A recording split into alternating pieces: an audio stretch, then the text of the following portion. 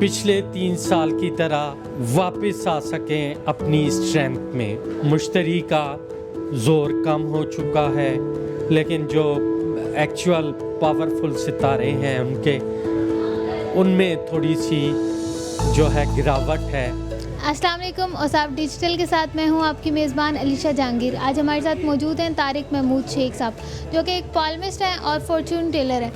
जैसे कि आप देख रहे हैं कि आजकल चेयरमैन पीटीआई जेल में हैं, तो आपको क्या उनके सितारे किस सिम जा रहे हैं? आपको क्या लगता है कि उनका मुस्तकबिल क्या होगा? देखें जी, मेरे एस्टीमेट के मुताबिक अगले 3 से 6 माह में या चेयरमैन पीटीआई को जिलावतन कर दिया जाएगा या फिर वो अपनी स्ट्रेंथ में वापस आ सकते हैं।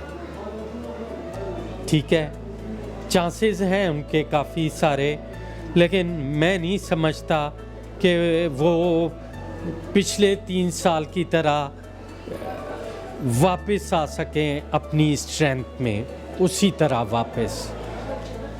ठीक है, क्योंकि इस वक्त जो है ज़ोहल जो है उनके सितारे में आके बैठ चुका है। मुश्तरी का ज़ोर कम हो चुका है और